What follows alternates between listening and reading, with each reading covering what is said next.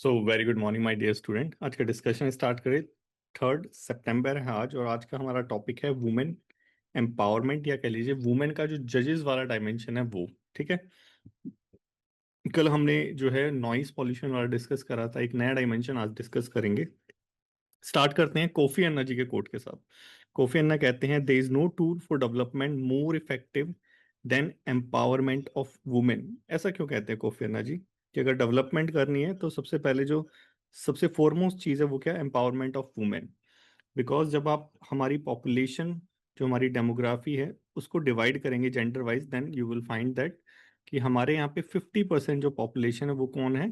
वो है वुमेन की। ठीक है, वुमेन की पॉपुलेशन कितनी है? 50%। अगर किसी कंट्री को डेवलप्ड करना होगा, ठीक है, किसी कंट्री को जो है इकोनॉमिकली ग्रो करना होगा या सोशली भी ग्रो करना होगा, तो क्या हम इस 50% के बिना कर सकते हैं? डेफिनेटली नहीं कर सकते। दैट्स वाई कॉफी अन्ना ने क्या बोला है कि डेवलपमेंट करनी है तो सबसे पहले क्या करो? एम्पावरमेंट करो वुमेन का। और इसी डायरेक्शन में आगे चलते हैं अपने एडिटोरियल की तरफ, अपने डेली डिस्कशन की तरफ। वुमेन जजेस, आप सबको पता होगा कि हमारा जो supreme court of India, apex court जिसे हम कहते हैं, जहाँ से जो है जस्टिस वहां से निकलता है, जस्टिस वहां से मिलता है। अगर उसी जगह पे, उसी प्लेस पे अगर जेंडर जस्टिस ना हो, उसी जगह पे अगर जेंडर जस्टिस ना हो, तो क्या हम एक्सपेक्ट कर सकते हैं ऑन द ग्राउंड में जेंडर जस्टिस मिलेगा?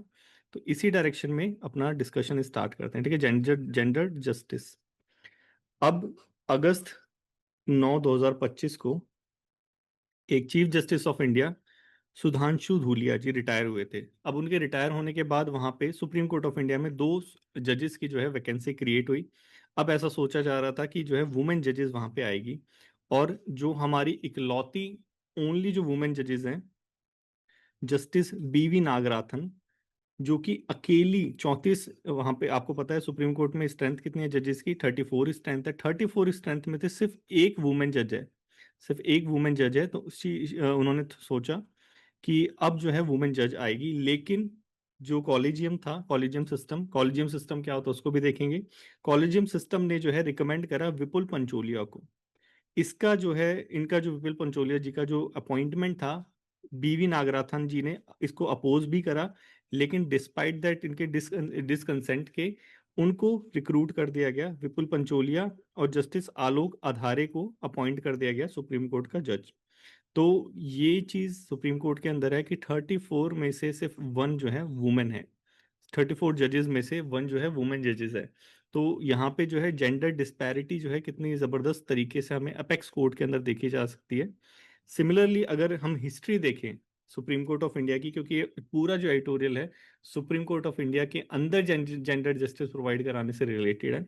अगर हम यहाँ से पॉइंट, यहाँ से जो है हमारे फॉर्डर पॉइंट बहुत सारे बनेंगे अगर कभी वुमेन एम्पावरमेंट के ऊपर, या फिर कह लीजिए कि जस्टिस के ऊपर जो है कभी क्वेश्चन आ जाता है, कोई आपसे ऐसे पूछ लिया जाता है, तो यहाँ से बहुत सारे जो है आपको फोटो पॉइंट मिलेंगे। अगर हिस्ट्री देखें वुमेन जजेस की सुप्रीम कोर्ट ऑफ इंडिया के अंदर, then you will find that कि 1950 से लेके अभी तक, मतलब जब से सुप्रीम कोर्ट बना है तब से अभी तक, जितने भी सुप्रीम कोर्ट में जजेस आए हैं, यहाँ पे चीफ जस्टिस ऑफ इंडिया की बात नहीं करी, टोटल जजेस की बात कर रहा हूँ, जितने भी जजेस आए हैं उनमें से सिर्फ 11 जजेस थी जो वुमेन थी, टोटल में से 11। तो देख लो कि कितनी ज्यादा जबरदस्त तरीके से जेंडर डिस्पैरिटी हमें सुप्रीम कोर्ट ऑफ इंडिया में देखने को मिलती है कि शुरू से लेके अभी तक टोटल 11 जजेस जो थे वो सिर्फ वुमेन थी, और अभी 34 में से सिर्फ एक है। ठीक है। सबसे पहली थी फातिमा बीवी, इनका नाम सुना ही होगा, फर्स्ट वुमेन जज थी।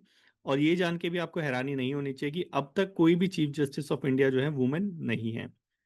और फातिमा बीवी फर्स्ट कौन थी? जज थी। और लास्ट कौन है अभी जो करेंटली है? वो है बीवी नागराथना। बीवी नागराथना जी जो है अभी सुप्रीम कोर्ट ऑफ इंडिया में ओनली वुमेन जज है, चीफ जस्टिस ऑफ इंडिया वो भी नहीं है अभी। तो यहाँ पे 2021 में जो है सबसे ज्यादा जो रिक्रूट हुई थी वुमेन, वो हुई थी तीन तीन वुमेन को रिक्रूट किया गया था। उसके बाद जो है बेयरली जो है 10% जो था वहां पे सुप्रीम कोर्ट ऑफ इंडिया में वुमेन्स थी। लेकिन यहाँ पे जो वुमेन है उनकी रिक्रूटमेंट में बहुत रेयरली उनको रिक्रूट करा जाता है, बहुत इनकंसिस्टेंसी वहां पे देखी जाती है। अगर इसी को, क्योंकि ये तो हम जेंडर वाइज देख रहे हैं, ये तो हम जेंडर वाइज देख रहे हैं, अगर जेंडर वाइज में भी आप अगर डिवाइड करें, जेंडर में भी अगर डिवाइड करें SC ST, तो फीमेल जज में SC ST आज तक रिक्रूट ही नहीं हुई। फीमेल जजेस में SC ST की रिक्रूटमेंट आज तक सुप्रीम कोर्ट ऑफ इंडिया में हुई ही नहीं है।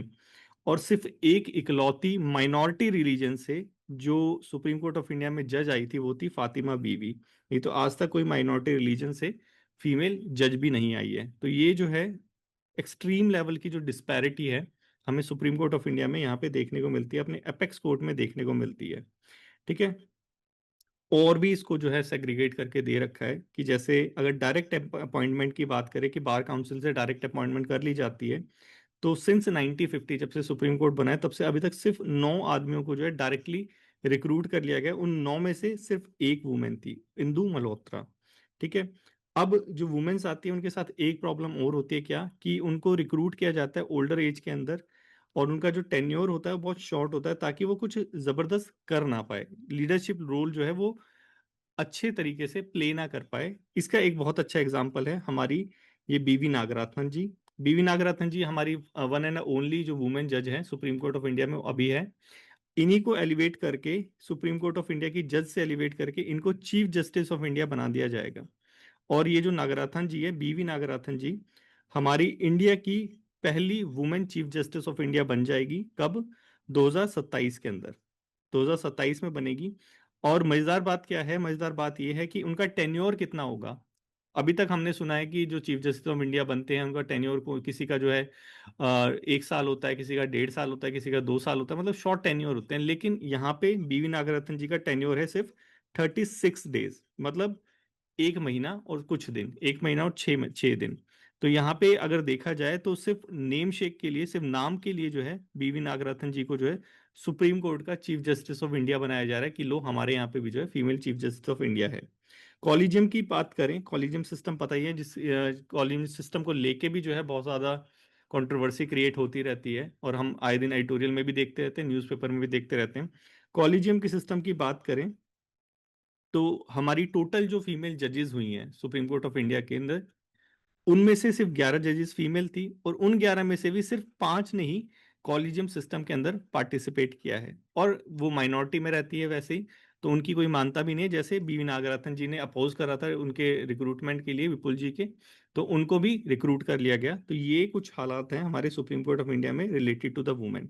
कॉलेजियम सिस्टम की बात हम अभी हम कर रहे थे। कॉलेजियम सिस्टम पता ही होगा, थर्ड जजेस केस के अंदर आया था ये। चीफ जस्टिस ऑफ इंडिया रहता है और 4 सीनियर मोस्ट जजेस रहते हैं। ये अपना डिसीजन जो है गवर्नमेंट को कन्वे करते हैं, गवर्नमेंट प्रोसेस करके प्रेसिडेंट को करती है, वो अप्रूव करके रिक्रूट कर देता है, ये कुछ रहता है। अब ये जो कॉलेजियम सिस्टम है हमेशा जो है ये शक के दायरे में आता रहता है। क्यों? क्योंकि इसके अंदर ट्रांसपेरेंसी नहीं है। किस बिहाफ पे जो है सुप्रीम कोर्ट ऑफ इंडिया के अंदर जजेस को रिक्रूट किया जा रहा है, किस बिहाफ पे जो है, क्या रीजन था कि उनका ट्रांसफर किया जा रहा है, किस बिहाफ पे जो है उनको जो है एलिवेट किया जा रहा है, वो सारी चीजें क्लियरली नहीं बताई जाती। तो इसलिए ट्रांसपेरेंसी और कह लीजिए नेपोटिज्म का जो है ब्लेम लगता रहता है कॉलेजियम सिस्टम के ऊपर, कि वो भाई भतीजा बात करते हैं, कि खुद के जो रिलेटिव्स हैं उनको ही रिक्रूट करते रहते हैं।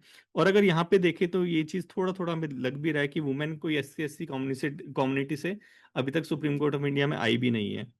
अब यहाँ पे कास्ट, रिलीजन, रीजन को कभी कभी कंसीडर भी कर लिया जाता है। जैसे रिलीजन की बात करें तो फातिमा बीबी जो माइनॉरिटी रिलीजन से थी, फर्स्ट वो जो है फीमेल जज बनी थी सुप्रीम कोर्ट ऑफ इंडिया की, लेकिन जेंडर को जनरली इग्नोर कर लिया जाता है।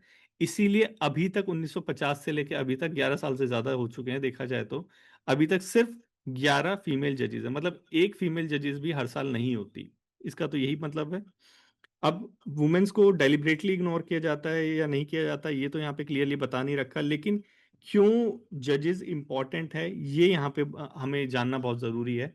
और ये जानने के लिए हमारा कोड भी सफिशिएंट है कोफी अन्ना जी का। उन्होंने पहले ही बता दिया था कि अगर डेवलपमेंट चाहिए तो वुमेन को एम्पावर कर दो, अगर जस्टिस को आपको एकदम फ्री एंड फेयर बनाना है तो उसको उसमें भी इंक्लूसिव जस्टिस हमें इंक्लूड करना पड़ेगा। यही यहाँ पे भी बता रखा है, क्वालिटी ऑफ जजमेंट अगर इंप्रूव करनी है तो हमें वुमेन को रिक्रूट करके इंक्लूसिव करना पड़ेगा। क्योंकि अगर वुमेन जो है वो डिसाइड नहीं कर पाएगी, एपेक्स पे नहीं रहेगी, तो जो एपेक्स पे मेल है क्या वो फीमेल के लिए डिसाइड करेंगे, उनका फेट डिसाइड करेंगे? तो ये हमेशा कोई कहीं ना कहीं क्वेश्चन उठता रहता है। तो यही चीज है कि वुमेन्स अगर आएगी, डिफरेंट प्रोस्पेक्टिव आएगा, जेंडर इक्वालिटी आएगी, इंक्लूसिविटी आएगी, सेक्शन जो हमारा पब्लिक ट्रस्ट है जुडिशरी के अंदर वो इंप्रूव होगा और जेंडर इक्वालिटी ग्राउंड पे भी आएगी। जो अभी क्रेडिबिलिटी उसने खो दी है।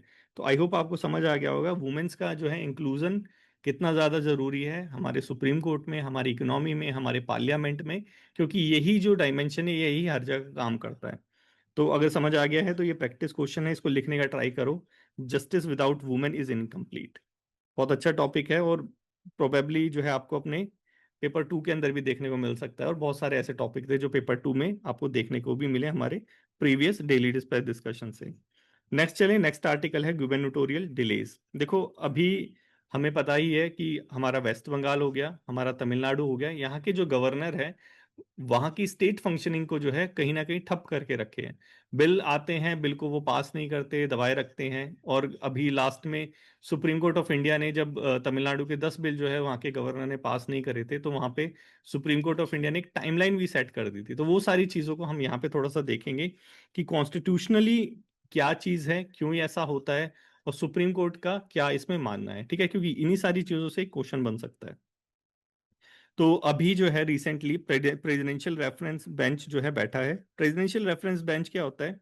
देखो under article 143, under article 143 president को पावर है कि प्रेसिडेंट जो है किसी जो है कॉन्स्टिट्यूशनल मैटर पे एडवाइस लेने के लिए उस क्वेश्चन को जो है चीफ जस्टिस ऑफ इंडिया या कह लीजिए सुप्रीम कोर्ट के अंदर रेफर कर सकता है अंडर हिज कॉन्स्टिट्यूशनल पावर 143। तो उसके लिए फिर जो बेंच बैठता है उसे हम क्या कहते हैं? प्रेसिडेंशियल रेफरेंस बेंच, क्योंकि प्रेसिडेंट ने रेफर करा है कोई क्वेश्चन, उसको आंसर करने के लिए ये बेंच बैठा है। ठीक है, इसके अंदर यही चीज है। इस बेंच के अंदर हमारे गवाही जी हैं, chief justice of India Vikram Nath हैं जो अभी रिक्रूट हुए हैं सर, और नरसिम्हा जी हैं। तो ये तीनों जो हैं वहां पे जजेस हैं उस रेफरेंस बेंच में, प्रेसिडेंशियल रेफरेंस बेंच में। क्वेश्चन क्या डिसाइड करना है? क्वेश्चन यही डिसाइड करना है कि जो गवर्नर डिले करता है एसेंट देने के अंदर बिल, उसी का इशू जो है वो यहाँ पे डिसाइड हो रहा है। अब बेंच जो है उसने जो है ओरली ऑब्जर्व करा, ओरली मतलब बातचीत के अंदर ऑब्जर्व करा कि जो गवर्नर है वो ऐसे जो है इनडेफिनेटली किसी भी बिल को डिले नहीं कर सकता। क्यों नहीं कर सकता? इसके पीछे का रीजन क्या है कि हमारी कंट्री क्या है? डेमोग्राफिक कंट्री है, रिपब्लिक कंट्री है। ठीक है, जहाँ पे हमारी पब्लिक की चलती है, रूल्स चलते हैं यहाँ पे। ठीक है, तो अब उस डेमोग्राफी के अंदर जहाँ पे जो है people for the people by the people वो वाली चीज चलती है, तो यहाँ पे अगर लोगों की कंसेंट ही जो है मान्य नहीं होगी तो ये डेमोग्राफी क्या रहेगी? और कंसेंट को कौन रिप्रेजेंट करता है? कंसेंट को रिप्रेजेंट करते हैं लेजिस्लेचर्स। अब लेजिस्लेचर ही बिल लेके आते हैं, और वो बिल एक तरह से जो है पीपल की वॉइस मानी जाती है, लोगों की आवाज मानी जाती है। और उसी को अगर गवर्नर जो है दबा के रख दे तो यहाँ पे तो लोगों की आवाज को दबा के रखा जा रहा है। ठीक है, तो इसीलिए यहाँ पे ऑब्जर्व करा ओरली कि ऐसे गवर्नर जो है इनडेफिनेटली अनंत काल तक जो है किसी बिल को दबाए नहीं रख सकता, डिले नहीं कर सकता। ठीक है, ये तो ऑरली ऑब्जर्व करा। अब इसके बाद थोड़े से की आर्ग्यूमेंट भी थे। आर्ग्यूमेंट ये करा कि स्टेट काउंसिल ने जो है, जो स्टेट की तरफ से आ रखा था, उसने करा कि गवर्नर जो है कोई रॉयल्टी नहीं है इस रिपब्लिक में। सॉवरेन लेजिस्लेचर जो है उसका सॉवरेन एक्ट है, कि मतलब कि सॉवरेन एक्ट मतलब क्या होता है कि के किसी ऊपरी दबाव के लिए वो बाध्य नहीं है, फ्रीली डिसीजन ले सकती है। तो अब जब सॉवरेन है तो फिर क्यों वेट करे गवर्नर का? ये क्वेश्चन आता है। कॉन्स्टिट्यूशन स्कीम को थॉट करता है, जैसे हमने डेमोग्राफी को देखा। ये सारी चीज यहाँ पे जो है डिस्कस की गई। सेंटर ने आर्ग्यूमेंट दिए, क्योंकि सेंटर की तरफ से तो गवर्नर गया हुआ है, सेंटर ने आर्ग्यूमेंट दिए कि भाई गवर्नर के पास एब्सोल्यूट पावर है अंडर आर्टिकल 200 कि वो किसी भी बिल को असेंट देने के लिए बाध्य नहीं है, विदहोल्ड कर सकता है अंडर आर्टिकल 200। ठीक है, अब प्रेजेंट बेंच का तो हमने सारा चीज देख लिया। अब जो प्रेजेंट बेंच है वो एक चीज और आर्ग्यू दे रहा है टाइम जनरल टाइमलाइन के लिए। जो ये प्रेसिडेंशियल रेफरेंस बेंच है ये कह रहा है कि जनरल टाइमलाइन जो है हम इम्पोज नहीं कर सकते। क्यों? क्योंकि यहाँ पे सेपरेशन ऑफ पावर भी है। अगर ऐसा करेगा तो ये जुडिशियल पावर का ओवर रीच हो जाएगा। ठीक है, तो इस वजह से जनरल टाइमलाइंस के लिए ये प्रेसिडेंशियल रेफरेंस बेंच जो है अवॉइड कर रहा है। बाकी ये कह रहा है कि केस बाय केस जो है हम जनरल टाइमलाइन जो है फिक्स कर सकते हैं, लेकिन one size fit for all जो अप्रोच है वो यहाँ पे ब्रॉडली काम नहीं करेगी। मतलब हर एक केस के लिए जो है एक टाइमलाइन सेट नहीं कर सकते, पर्टिकुलर चीजों के लिए टाइमलाइन सेट कर सकते हैं, ये चीज है। अब लास्ट में अभी जो सुप्रीम कोर्ट ने लैंडमार्क रूलिंग दी थी जिसके अंदर टाइमलाइन डिसाइड करा था, वो टाइमलाइन क्या था? वो टाइमलाइन ये था कि अगर विद होल्ड असेंट करनी है या रिजर्व रखना है फॉर प्रेसिडेंट के लिए, तो उसके उसके लिए जो मैक्सिमम टाइमलाइन है वो है 1 मंथ। ठीक है, विदाउट काउंसिल ऑफ मिनिस्टर की एडवाइस के जो है असेंट को विदहोल्ड करना है, तो इस केस में उसको रिटर्न करना पड़ेगा बिल विद इन 3 मंथ, ठीक है। तो अगर रीपास कर देती है असेंबली, हमें पता होगा, ये अभी देख लेंगे क्या चीज़ है, तो उसको विद इन 1 मंथ जो है गवर्नर को असेंट देनी पड़ेगी। अब इसको थोड़ा सा और क्लैरिफाई करते हैं यहाँ पे, जब आर्टिकल आप 200 समझेंगे। देखो आर्टिकल 200 के अंदर गवर्नर की जो है कॉन्स्टिट्यूशनल जो ड्यूटीज हैं उसको डिफाइन करा रखा है कि जब भी गवर्नर के पास बिल आएगा तो गवर्नर के पास 4 चॉइसेस होती है, प्रेसिडेंट के पास 3 होती है, गवर्नर के पास 4 चॉइसेस होती है। क्या? या तो उस बिल को जो है वो असेंट दे दे, असेंट दे दे, असेंट दे दी मतलब मंजूरी दे दी और वो बिल जो है एक्ट बन जाएगा। या तो उसको विदहोल्ड करके रख सकता है, मतलब कॉन्स्टिट्यूशन में बता रखा है कि विदहोल्ड करके रख सकता है। लेकिन आर्गुमेंट यहाँ पे ये दिया जाता है क्योंकि कॉन्स्टिट्यूशन में क्लियरली डिफाइन नहीं है कि विदहोल्ड कर सकता है किस रीजन से, किस बिहाफ से, वो चीज ये नहीं है। तो यहाँ पे यही बता रखा है विदहोल्ड असेंट लिखा है, लेकिन वो इनडेफिनेट विदहोल्ड नहीं कर सकता, तो उसीलिए यहाँ पे जो है ये टाइमलाइन दे रखी है, ठीक है। उसके बाद रिजर्व कर सकता है बिल को प्रेसिडेंट के कंसिडरेशन के लिए। अब प्रेसिडेंट ने जो है कंसीडर कर लिया उस बिल को, फिर रिटर्न कर दिया गवर्नर के पास, तो उसको फिर अब जो है वो बाध्य होगा मानने के लिए। इसके बाद एक और है रिकंसिडरेशन। अब जो गवर्नर है वो बिल को, ये तो हो गया हमारा गवर्नर का ये वाला bill reserve for the president consideration. अगर प्रेसिडेंट के कंसीडर के लिए बिल अगर भेज दिया तो जो प्रेसिडेंट बोलेंगे वो यहाँ पे मान्य होगा, ठीक है, क्योंकि गवर्नर ने अपनी पावर जो है वो प्रेसिडेंट को दे दी। फोर्थ जो ऑप्शन है वो क्या, कि गवर्नर जो है उस बिल को रिटर्न कर सकता है कि दोबारा से इसको रिकंसिडर करो। एक्सेप्शन क्या है कि वो मनी बिल ना हो, एक्सेप्शन क्या है कि वो मनी बिल ना हो, क्योंकि मनी बिल को रिकंसिडर करने के लिए नहीं भेजा जाता, ठीक है। तो ये सारी कंडीशन है। और अगर रिकंसिडरेशन के अंदर ये चीज थी जो मैंने बताई थी आपको, कि अगर जो लेजिस्लेचर है उसने रीपास कर दिया बिल, चाहे उसको अमेंड करा हो या विदाउट अमेंड करा हो, उस रिकंसिडरेशन के बाद जो गवर्नर है उसको वो बिल पास करना ही पड़ेगा, ठीक है, ऑब्लिगेटेड है कि भाई पास करना ही पड़ेगा, उसको वो रोक नहीं सकता। तो आई होप ये समझ आ गया होगा। और ये जो रिजर्वेशन फॉर प्रेसिडेंट है उसके अंदर एक कंडीशन यहाँ पे बता रखी है कि अगर कोई बिल हाई कोर्ट की पावर को जो है डेंजर में लाता हो, ठीक है, उसकी चेंज करता हो, तो उसके लिए रिकंसिडरेशन के लिए प्रेसिडेंट के वो रिजर्व कर सकता है, ठीक है। ये कुछ आर्टिकल 200 के लिए बता रखा है, और भी ब्रॉडली बता रखा है, लेकिन यहाँ पे थोड़ा बहुत हम लेके आए, नहीं तो इसी में ही सारा लेक्चर कंप्लीट हो जाएगा। तो आई होप कि बेसिक चीज तो पता चल गई होगी, गवर्नर और इसकी पावर के बीच में क्या लड़ाई हो रही है, कॉन्स्टिट्यूशन क्या कहता है, जजमेंट क्या आई थी, वो सारी चीजें जो अभी तक यहाँ पे चला है, ठीक है। अब थोड़ा सा क्वेश्चन देख लें। देखो यहाँ पे क्वेश्चन पढ़ते टाइम बहुत ज्यादा अलर्ट रहना है। यहाँ पे गवर्नर की पावर अंडर आर्टिकल 200 यहाँ पे पूछी गई है, ठीक है। The governor can either assent to a bill with hold assent and return all the bills और reserve it for the president consideration. देखो हमने देखा था असेंट दे सकता है, विद होल्ड कर सकता है, रिटर्न कर सकता है और रिजर्व भी कर सकता है, लेकिन यहाँ पे ऑल द बिल है। लेकिन ऑल द बिल में मनी बिल भी आ जाता है, आता है ना, मनी बिल। लेकिन मनी बिल के साथ तो ऐसी कोई कंडीशन है नहीं कि जो हमारा प्रेसिडेंट है वो इसको विदहोल्ड कर दे। तो ये हमारा स्टेटमेंट गलत हो गया। सेकंड स्टेटमेंट देखिए, the governor has absolute power to keep a bill pending indefinitely without taking any action. देखो एब्सोल्यूट पावर इनडेफिनेटली के लिए तो बिल्कुल भी नहीं है, ऐसा कुछ भी नहीं लिखा हुआ है, और ये चीज तो हमारा सुप्रीम कोर्ट भी इसको अपोज करता है। जब सुप्रीम कोर्ट ने अपोज कर दिया है दोनों ही जजमेंट के अंदर, तो ये भी स्टेटमेंट हमारी गलत है। इसका ऑप्शन हमारा क्या हो गया, डी सही हो गया, ठीक है। इनडेफिनेटली देखो एकदम एक्सट्रीम स्टेटमेंट लिखी है, ये एक्सट्रीम स्टेटमेंट से हमेशा बचना। नेक्स्ट चलें, डिजिटल डायमंड। देखो अभी जो है रिसेंटली हमारे प्रधानमंत्री मोदी जी जो है ग्लोबल सेमीकंडक्टर की मार्केट से रिलेटेड कुछ प्रोजेक्ट कर रहे थे। उसके अंदर जस्ट वो जो है सेमीकंडक्टर इंडस्ट्री को प्रमोट करना चाहते हैं, और उन्होंने भी ये बोला कि ये जो सेमीकंडक्टर है ये अभी 21st सेंचुरी का क्या है, डिजिटल डायमंड, ठीक है। ये क्या है, डिजिटल डायमंड, और बाकी सारी चीजें ऐसे ही हैं। तो बस यहाँ पे जो मेन चीज थी वो चीज थी क्या, डिजिटल डायमंड एक्चुअल में कहते किसे हैं, कहते हैं किसे, डिजिटल डायमंड कहते हैं सेमीकंडक्टर चिप्स को, ठीक है। नेक्स्ट चलें, ये हमारी इकोनॉमी में कितनी जो है पोटेंशियल है इस पर्टिकुलर सेक्टर से रिलेटेड। नेक्स्ट है COP30। अभी जो है UNFCCC की अजरबैजान बाकू में हुई थी 29। कोई डिसीजन वहां पे आया नहीं था, ना तो टेक्नोलॉजी दी ना फंड दिया। अब 30 होने वाली है। 30 होने वाली है कहाँ पे, ब्राजील के बेलेम में, ठीक है। अब वेल नॉन सॉल्यूशन मतलब वही टेक्नोलॉजी और फंड, इन दो चीजों पे ध्यान दिया जाएगा इसमें, बस यही चीज है, इससे ज्यादा कुछ नहीं है। बस इसके लिए लाया हूं क्योंकि न्यूज़पेपर में आ गया था, और आपको पता होना चाहिए COP30 हमारी UNFCCC की कहाँ पे होगी, ठीक है। ये हो गया हमारा COP 21, जो हमारी पेरिस एग्रीमेंट जिसे कहते हैं, जिससे जो है बॉयकॉट कर दिया US के प्रेसिडेंट डोनाल्ड ट्रंप ने। तो इसके बारे में भी थोड़ा पता होना चाहिए, COP 21 में क्या क्या डिसाइड हुआ था। 2015 में हुई थी, डिसाइड यही हुआ था कि हमारे यहाँ पे जो ग्रीन हाउस गैस एमिशन है उसको हम रिड्यूस करेंगे, डेवलप्ड कंट्री भी करेगी और डेवलपिंग कंट्री भी करेगी, और ट्राई करेंगे कि जो ग्लोबल टेम्परेचर है, ये जो राइज हो रहा है, इसको 2 डिग्री सेल्सियस से नीचे लेके रखें, और आइडली 1.5 डिग्री सेल्सियस से नीचे उसे रखें, ठीक है, मतलब 2 डिग्री मैक्सिमम तक, और 1.5 से नीचे रखने की कोशिश करेंगे।